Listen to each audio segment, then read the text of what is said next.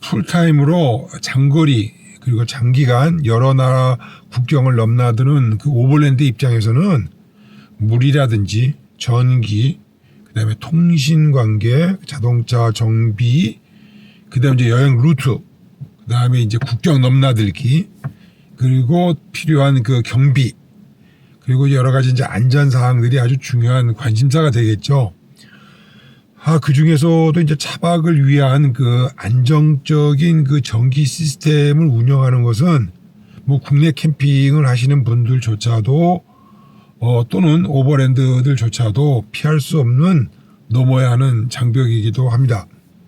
국내 차박은 아마 그나마 그 제조업체의 도움을 받아 가지고 서비스를 받을 수 있겠으나 해외 여행 중에 자신이 사용 중인 전기 시스템에 문제가 생겨서 이에 대한 전혀 그 대응 방안이 없게 되면은 타국에서 매우 큰 고초와 그 불편함을 당하게 될 수 있습니다.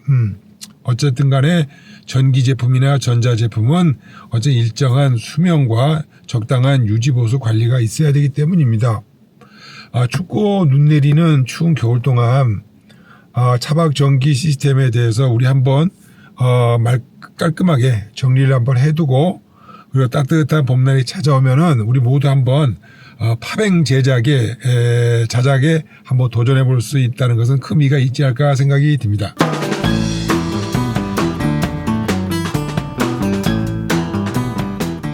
자, 차량의 모든 전기 시스템의 핵심이라고 할 수 있는 우리가 파워뱅크를 먼저 한번 시작을 해볼까요? 자, 암기를 하셔야 될 것은 파워뱅크에는 4가지의 핵심 부품으로 구성이 됩니다. 첫 번째로는 당연하게 인산철 그 배터리의 셀들이겠죠. 둘째로는 인산철 그 셀들, 그 배터리의 셀들을 보호하기 위한 배터리 관리 시스템, 소위 말해서 이제 BMS라고 약칭을 쓰죠. 배터리 매니지먼트 시스템. 그리고 이게 필요하고요. 세 번째는 이제 그 각 셀들의 그 배터리 셀들의 충전이 원활하게 잘 균형을 맞추도록 잡아주는 액티브 밸런서에 대해서 한번 얘기를 해볼 생각이 있고요. 이제 마지막으로는 우리가 이제 그 배터리와 그리고 우리 이제 눈과의 교감을 할 수 있는 직관적으로 알아볼 수 있는 그 적산계에 대해서도 한번 우리가 알아야 될 필요성이 있습니다. 이와 같이 이 4개의 핵심 부품이 있지만 뭐 굳이 또 하나 또 추가를 한다면은 전체적인 파뱅의 그 안전 보호를 위해서 회로 차단기인 서킷 브레이커도 추가해도 뭐 되겠죠. 자, 그러면 이제 인산철 배터리에 대해서 우리가 한번 검토를 한번 해보도록 하겠습니다. 먼저 모든 그 차량에는 인산철 배터리가 들어가기 이전부터 차량 시동을 위한 시동용 배터리 하고 그거를 또 그 배터리에서 전기를 받아서 엔진을 초기 구동시키는 구동 모터가 있게 됩니다. 물론 이제 이 시동용 그 배터리는 대부분 납산, 즉 납과 황산으로 만들어진 납산 배터리라고 하는 것도 있고요. 물론 그러나 이제 황산액이 있기 때문에 여러분도 아시지만은 출렁출렁거리죠, 황산액이. 그리고 또 요즘에 이제 납산 계열인 AGM 배터리도 이제 왕왕 쓰고 있습니다. 하지만 이 배터리들은 납산 계열이고 또 요즘에 많이 쓰고 있는 리튬 계열의 배터리가 되지 않습니다. 그리고 이제 시동을 걸 때 이런 시동용 배터리는 한순간에 모터를 구동을 하기 위해서 순식간에 많은 이제 전력을 이제 공급을 하게 됩니다. 그래서 시동용 배터리는 CCA라고 그러죠. 크랭킹 암페어인가 해서 엔진을 이제 스타트를 시키는 그 전류의 출력이 얼마나 되는가가 상당히 이제 중요하고요.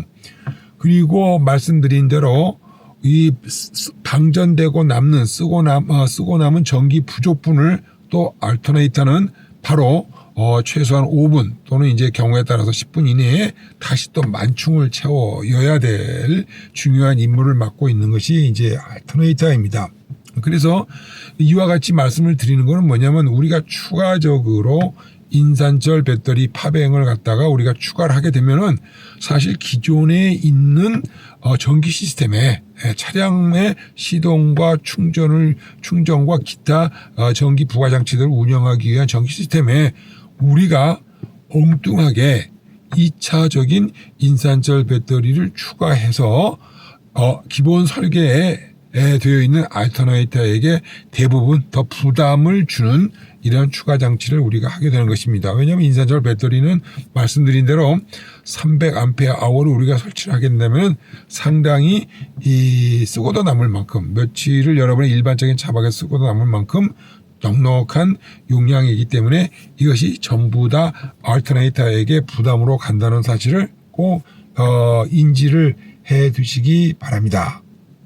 자, 그런데 이제 우리가 보면은 가장 원초적인 시동용 그 인산철 이제 납산 배터리는 거의 100년이 됐습니다. 왜냐면 우리가 차가 요즘 같은 그 현대스타일 4바퀴 달린 차가 나온 게 1900년도 포드에서 나왔으니까 그 뒤 한 20년, 한 100년이 좀 납산이 넘지 않았나 이렇게 생각이 드네요. 자, 이 납산 배터리를 잠시 복습을 하게 되면은 보네트를 열어보아서 납산 배터리를 보기 시작하면 거기 구멍이 6개가 들어있어요. 그게 이제 셀이라고 그러는데 그 납산 배터리의 셀 하나당 2.1V가 나옵니다. 2.1V를 2.1 더하기 2.1 더하기 이렇게 해서 6개가 쭉 직렬 연결이 돼 있으니까 2.1 곱하기 6, 즉 12.6V의 전압이 나오게 되죠. 그런데 여러분이 이제 알다시피 시동을 켜게 해서 충전을 시키면은 12.6V보다도 더 전압이 올라갈 수도 있고 또는 이제 그 방전을 많이 시키면은 12.6V보다 점점점 내려가지고 뭐 11V 뭐 이렇게까지도 내려갈 수가 있게 되죠. 그러니까 이제 정확한 기준 전압이 사실 없어요. 그래서 정기적으로 우리는 납산 배터리의 한 개의 셀의 공칭 전압, 즉 표준 전압을 2.1V라고 정했습니다. 그리고 곱하기 6이니까 12.6V가 되겠죠. 그래서 거기서 어느 정도 밑으로 쓸 수 있고 또 그 위에다가 어느 정도 더 추가적으로 충전을 할 수 있느냐. 이렇게 배터리의 이제 기준 전압을 정했어요. 정리를 하면은, 우리가 많이 쓰고 있는, 납산 배터리의 기준 전압 또는, 공칭, nominal voltage는 12.6V가 되겠습니다. 반면에 우리가 지금 사용하고자 하는 또 많이 쓰고 있는 요즘에 인산철 배터리의 구조와 또 그 전기적 특성은 또 전혀 다른 구조를 갖고 있습니다. 특별히 인산철 배터리의 양극 재질은 리튬 LFP라고도 얘기하죠. 인산철을 쓰고 있고요. 그리고 우리가 건전지 있죠. 건전지 조그만 거 1.5V짜리 건전지도 보다시피 가운데에 흑심이라고 그러죠.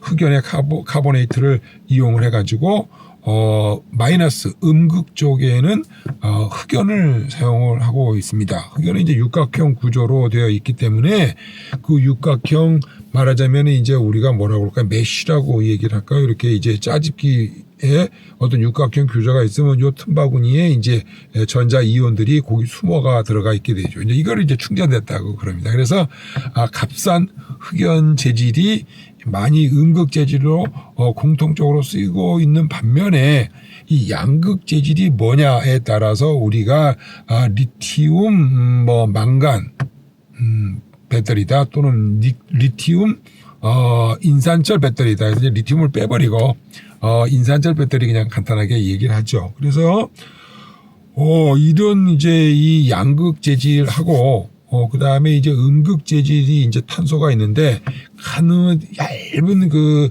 쉽게 얘기해서 비닐막에다가 코팅을 한 다음에 플러스하고 마이너스가 이제 붙어서 그거를 분리를 시키기 위해서 중간에 이제 분리막을 설치를 합니다. 그러면 이제 전자 이온들이 이렇게 이 분리막을 통해서 양극과 음극 사이를 넘나들며 충전과 방전의 효과를 일으키는 것이 대부분 이제 배터리의 기본 3가지 구성 요소가 되겠죠. 자, 그래서 이 인산철 배터리는 납산 배터리하고 좀 다르게 그 공칭 전압이 2.1V가 아니라 3.2V가 돼요. 그러니까 좀 상당히 높은 편이에요.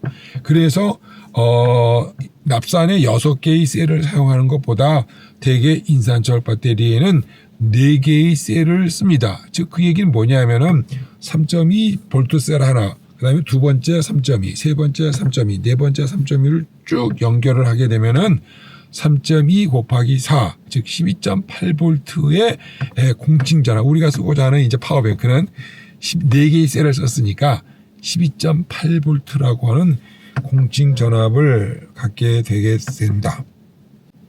그래서 인산철을 여러분 이제 시장에서 보게 되면은 이제 동그란 게 있어요. 원형으로 된 게 있고 프리스마틱이라 그래가지고 각형이라고 우리나라에서는 쓰는 것 같아.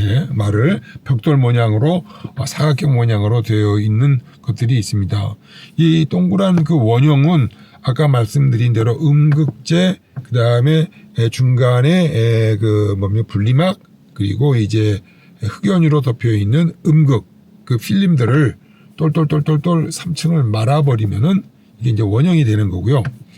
그 다음에 이제 각형 같은 경우는 필름에다 쭉 코팅을 한 거를 이렇게 이제 지그재그식으로 이런 식으로 이렇게 쭉 싸가지고 압축을 해버리면은 이제 모양이 사각형으로 나오게 되겠죠. 그래서 이제 우리가 많이 쓰고 있는 건 이제 원형 조그만한 셀보다는 이제 우리가 아까 300A 아워가 들어있는 벽돌 크기의 좀 큰 각형을 기준으로 지금 말씀드리고 있습니다.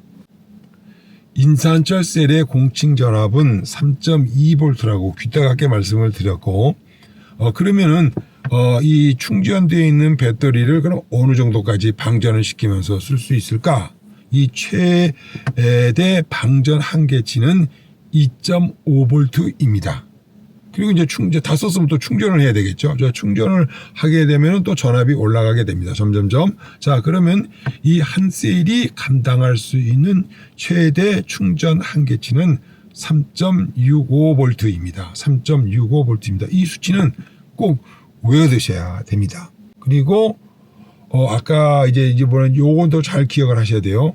이 공칭 전압에서 인산철의 경우 공칭 전압에서 마이너스 0.2 그리고 이 공칭 전압에서 플러스 0.2가 우리가 주로 사용하는 범위입니다.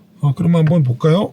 3.2에서 0.1 더하면은 3.4V가 거의 인산철 배터리에 사용하는 최대 운용 범위가 되고요.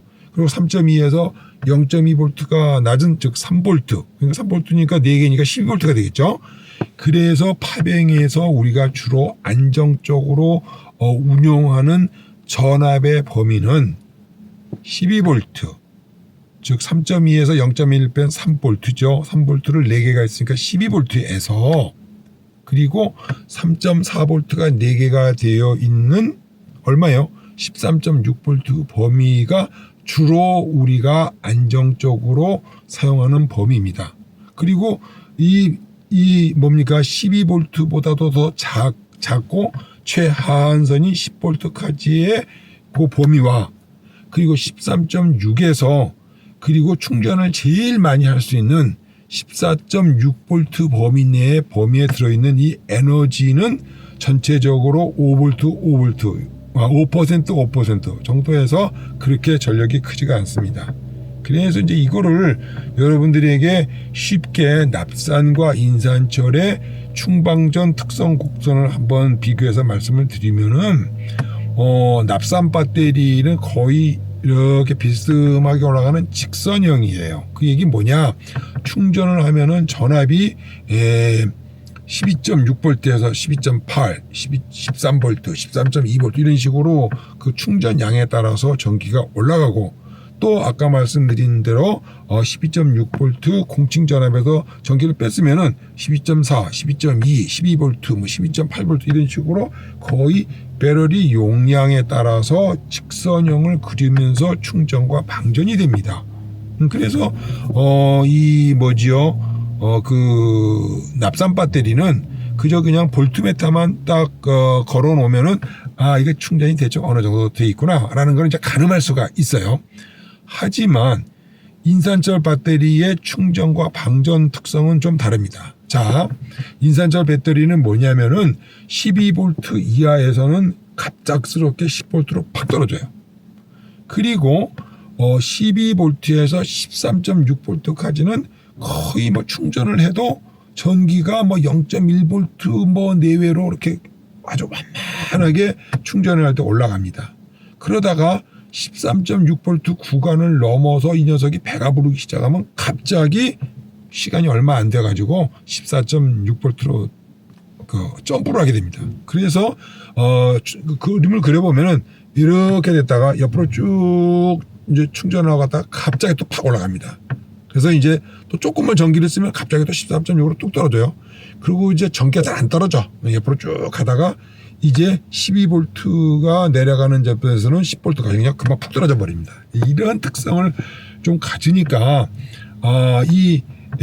우리가 이 중간 공칭전압의 중간 플러스 마이너스 2V에 있는 이 구간에서는 전기의 전압 변동이 그렇게 크게 많지가 않으니까 안정적으로 전기를 쓸 수가 있지만은 반면에 밑으로 뚝 떨어지는 부분하고 갑자기 치솟는 이 부분의 전기의 총량을 다 합쳐봐도 뭐 한 5%, 10%밖에 안 되지만 이 부분에서 우리가 충전과 방전을 할 때 잘못하면은 그 하한값으로 써버리거나 전기를 또는 상한값에서 3.65V를 넘어가는 그 값으로 우리가 충전을 해버리게 되면은 인산철 배터리를 수명을 단축시키거나 망가뜨리는 경우가 있게 됩니다. 그래서 이거를 방지하기 위해서 우리가 이제 앞으로 공부를 해야 될 BMS, 배터리 관리 시스템, 배터리 매니지먼트 시스템을 우리가 장착을 해서 이 인산철 배터리를 오래 쓰도록 하기 위한 부가 장치가 필요하게 되는 것이죠. 이것이 인산철 배터리의 특성 때문에 그렇습니다. 제가 천천히 말씀드렸는데 자, 이해를 하고 쫓아오시기를 바랍니다. 자, 그래서 이론적으로 이제 우리가 말씀을 드리면은 아까도 여러 차례 나왔습니다만은 우리가 인산철 배터리를 충전할 때에는 실무적으로는 뭐 이론적으로는 14.6이 되겠죠. 3.65 최대 전압 곱하기 4를 해가지고 14.6V가 되겠지만은 사실 실무적으로는 3.65가 아닌 3.6 약간 좀 낮게 별 의미가 없어요. 3.6 왜냐 아까 말했잖아 그 스파이크가 뛴다 그러지 않았습니까? 그러니까 3.6 곱하기 4 해서 14.4V로 조금 충전 전압을 떨어뜨려서 해도 그 차이는 만충이 됐을 때 전기 차이는 0.1%도 차이가 나지 않습니다. 그래서 우리가 인산철 셀을 보호하기 위해서 업계에서는 주로 통칭 14.4V로 충전을 하죠. 그리고 이제 방전을 아까 말씀드린 대로 12V에서부터 차단을 들어가기 시작하고 10V 이하로 쓰시면은 셀이 망가지게 되게 열화가 된다 그러죠. 망가진다는 뜻이 하루아침에 뒤집어지는 게 아니라 점점점 나빠지게 돼서 갖고 있는 수명을 다 못 쓰게 되고 이제 이상 현상을 나타내게 될 것입니다. 자, 지금까지 인산철에 관련된 여러 가지 수치들을 좀 말씀을 많이 드려서 좀 헷갈리긴 하지만 이 부분은 여러분들이 제가 천천히 설명을 해드렸기 때문에 또박또박 잘 따라오실 것을 기대해 마지 않습니다. 자, 다음은 한번 인산철 셀들을 갖고 한번 조립을 해보는 단계로 넘어가도록 하겠습니다. 인산철 셀들은 보통 우리가 그 건축에 쓰이는 벽돌보다는 조금 커요. 그렇지만 사각형이기 때문에 300A짜리는 좀 약간의 좀 벽돌보다 조금 크고 또 그리고 이제 무게가 약 한 5kg 정도 조금 넘습니다. 그러니까 이제 4개를 하면 20kg가 되겠죠. 그리고 거기에 이제 여러 가지 아까 말씀드린 대로 이제 BMS도 갖다 붙여야 되고 액티브 이퀄라이저도 갖다 붙여야 되고 그 다음에 이제 파워 메타죠. 적상계도 갖다 붙이고 뭐 서킷 브레이커도 있고 뭐 박스도 만들고 그러면은 뭐 한 23kg 에서 24kg 정도 통상 나오지 않을까 생각이 듭니다. 자, 그리고 근데 이제 이제 우리가 이제 이렇게 이제 이 그 셀들을 세워갖고 이렇게 하지만은 인산철은 그 뭐라 할까요? 그 중간에 있는 세퍼레이터 가운데 있는 재질은 약간은 이제 습기가 있어요. 그렇지만 그 납산 배터리처럼 뭐 황산액이 있어가지고 출렁출렁하는 거는 아닙니다. 그래서 인산철 배터리는 뭐 세워놓거나 뭐 옆으로 놓거나 뒤집어 놓거나 큰 상관은 없습니다. 그래서 만약에 여러분들이 이제 공간이 좁게 되면은 이렇게 그 각형을 세워서 4개를 만드는 통상적인 방법도 있겠지만은 이거를 이제 옆으로 뉘어가지고 납작하게 4개를 이렇게 4개를 연결을 해서 납작하게 해서 만든 다음에 흔히 그 운전석 아래쪽에 공간이 보게 되면 이 정도 공간이 있어요. 거기에다 납작하게 만들어서 인산철 배터리를 운전석 아래 밑에다가 자작을 해서 열 수도 있겠습니다. 뭐 어떻게 되든지 간에 우리가 이제 4S 직결 방식의 인산철을 이 얘기를 해보도록 하겠습니다. 저는 이제 세워져 있는 일반적인 것들을 만들어 보도록 하겠어요.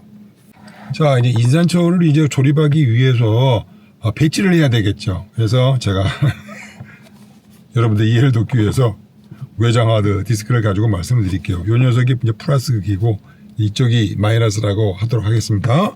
자, 이거를 직렬로 구성하기 위해서는 플러스하고 마이너스가 이렇게 같이 있으면 안 되고 이렇게 교차를 해야 됩니다. 그러니까 여기가 플러스, 여기가 마이너스, 여기가 플러스, 여기가 마이너스. 그 다음 셀은 또 이쪽에가 플러스, 마이너스. 이런 식으로 지그재그로 양극과 음극을 교차해서 배치를 하시고 여기다 보다시피 이제 우리가 여기 플러스에서 마이너스로 연결을 하게 됩니다. 여기 플러스에서 마이너스. 그리고 이쪽 플러스에서 이 옆에 있는 마이너스 셀로 또 이제 연결을 하게 되겠죠. 그래서 이렇게 이런 식으로 이제 그 배치를 해서 결선을 하게 됩니다. 이 녀석들을 이제 연결하는 거는 일반 그 와이어 줄로 하는 게 아니고 버스바라고 합니다. 그래서 이 버스바는 주로 약 한 1mm 또는 2mm 내외 두께의 순 구리판에다가 니켈 도금으로 이렇게 되어 있는 버스바를 가지고 이쪽에 플러스와 마이너스 그게 이제 구멍이 뚫린 걸 가지고 여서 볼트를 가지고 너트를 가지고 이제 우리가 꽉 체결을 해서 이렇게 직렬 연결 배선을 하게 됩니다. 그리고 이런 부품들은 되게 이제 우리가 이 배터리를 구입을 할 때 같이 오기 때문에 특별히 신경을 쓰지는 않으셔도 됩니다.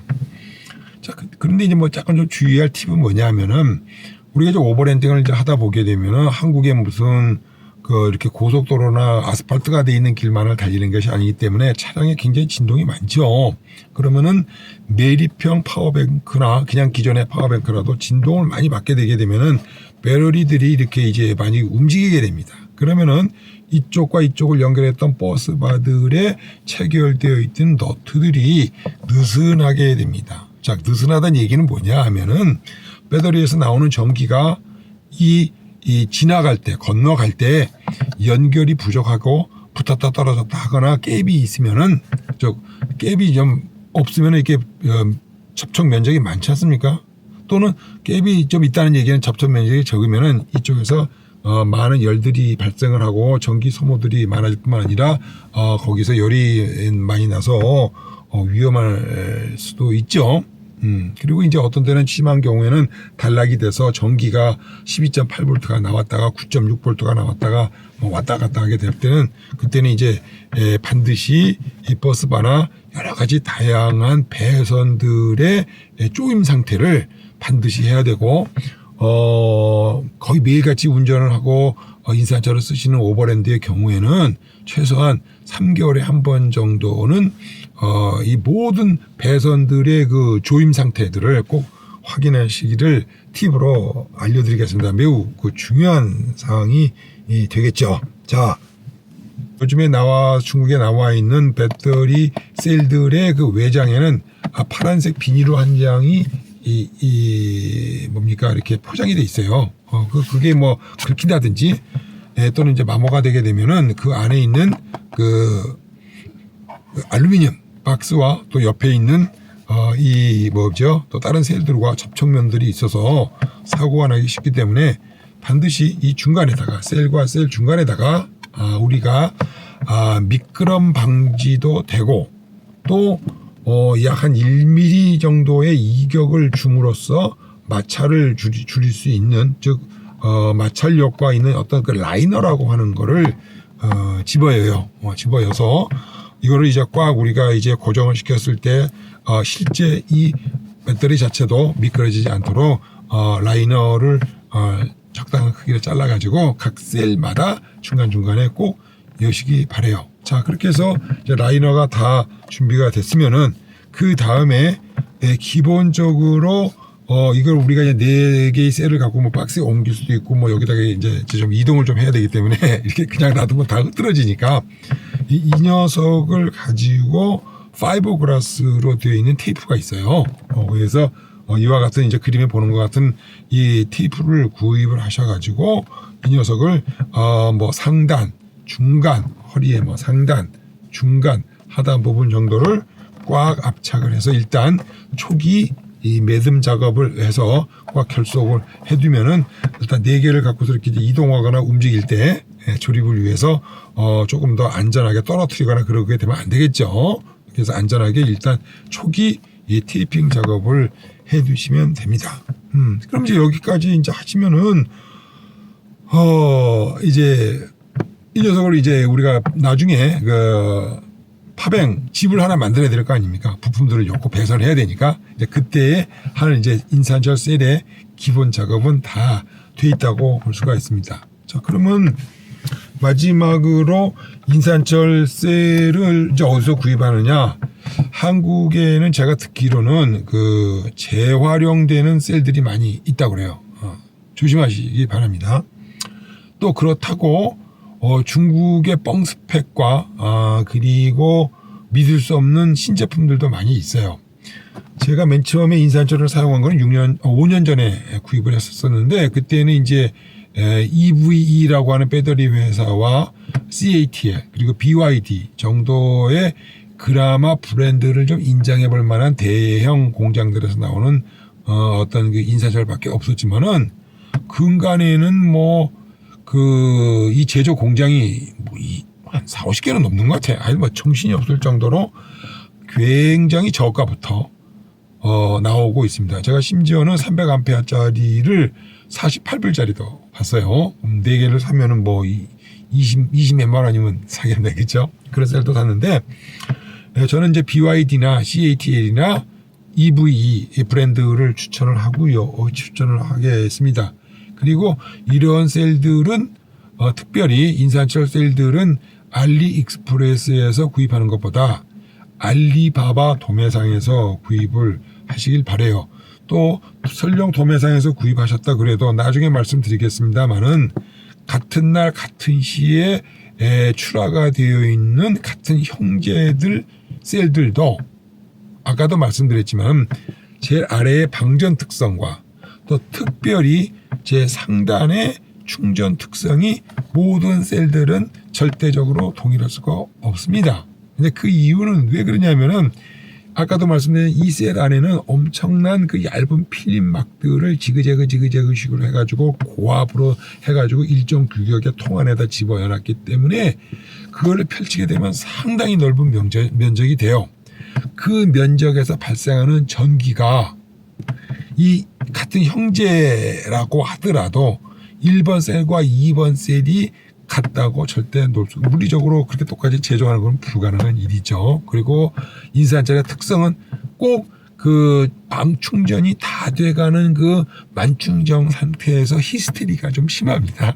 그러다 보니까 여러분이 기대치가 이거 왜 이렇게 이 셀들이 다르냐 하는 거는 만충 상태에 가까우면 어떤 셀도 똑같지 않다는 것을 이해를 하시고 사시기 바래요. 그래서 셀을 구입을 하실 때에 요령을 나중에 정리해서 말씀드리겠습니다만은 일반적으로 알리바바 도매상에서 그리고 취급 경력이 수년 이상 된 업체를 상대로 구하시는 게 좋을 것 같습니다. 그리고 요즘에는 뭐 예전에는 초창기에는 뭐 2,500 사이클이라고 얘기를 했는데 요즘에는 뭐 10,000사이클짜리도 나와 있다 그래요. 근데 우리가 여기서 사이클이라고 하는 이제 정의는 사람들마다 다릅니다만은 대략의 배터리를 충전 상태에서 방전 상태 약 80%의 전력을 소모하고 다시 충전하는 상태를 원 사이클이라고 봅니다. 그냥 꼭대기 조금 쓰고 빼는 건 사이클로 간주도 안 해요. 자, 그런데 2,500 사이클만 돼도 엄청난 충전했는데 요즘에는 10,000 사이클이 나왔다고 그래서 약간 좀 뻥스펙 같은 그런 느낌이 들긴 합니다만은 이게 여러분이 10년을 쓰셨으면 이제 새로운 기술 제품을 또 써도 되고 또 배터리 값들도 이제 많이 춤을 추고 요즘 중국 경기가 거의 망할 정도 수준에 갔기 때문에 사실은 배터리도 그렇고 중국에서 사실 때에는 조금 약간의 허다리가 있을 거라고 하는 것을 두고 하셔야 되고 또 대부분의 셀들은 중국에서 수입된 거기 때문에 우리나라에서 구입한다 하더라도 그렇게 안심하고 구하셔서는 안 되고 약간의 경계감을 갖고 계셔야 됩니다. 자, 그래서 제가 요즘에 찾아본 인산철 그 300A 셀들을 EV가 상당히 좀 안정적이에요. 괜찮습니다. CATL은 전기차에 납품하는 나머지 것들을 갖다 판매하고 있기 때문에 모르겠어요.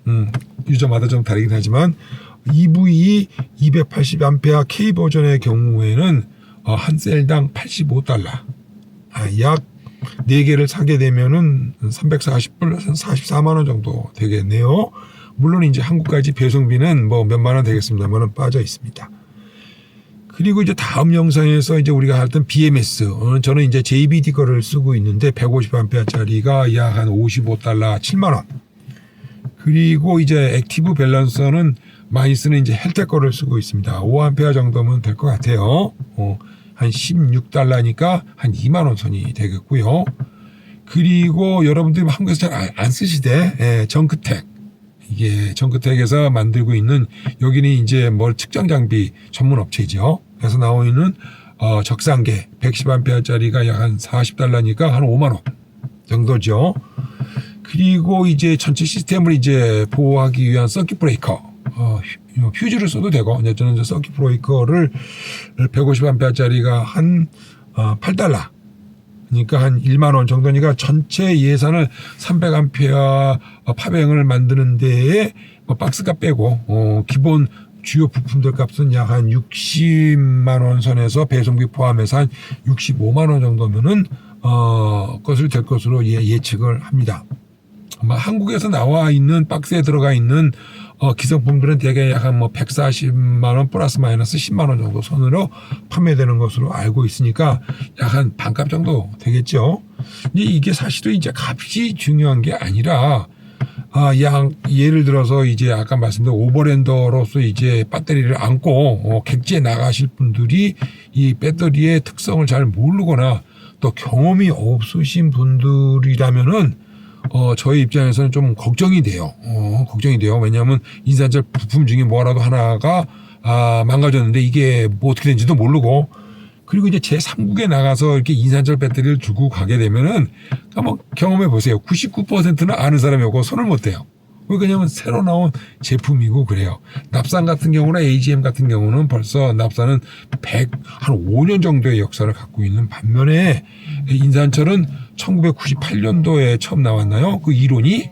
그러니까 지금 얼마 되지 않은 신제품이기 때문에 전 세계적으로 봤을 때의 인산철을 이해하고 수리를 할 수 있는 서비스 센터는 그렇게 많지 않다고 보는 것이 포인트입니다. 그래서 여러분들이 꼭 DIY를 한번 해보셔서 습득한 지식을 가지고 오버랜딩 하시거나 또는 차박을 즐기시고 DIY를 즐기시는 분이라면 한번 끝까지 저와 함께 동행해 주시기를 당부드리는 말씀입니다. 다음 영상에서는 이제 JVD, BMS 그리고 액티브 이퀄라이저 등등 여러 가지 관련 부품들을 가지고 다시 한번 얘기해 보도록 하겠습니다. 오늘 영상 여기까지 할게요. 너무 길었네요. 다음에 뵙겠습니다. 선이었습니다.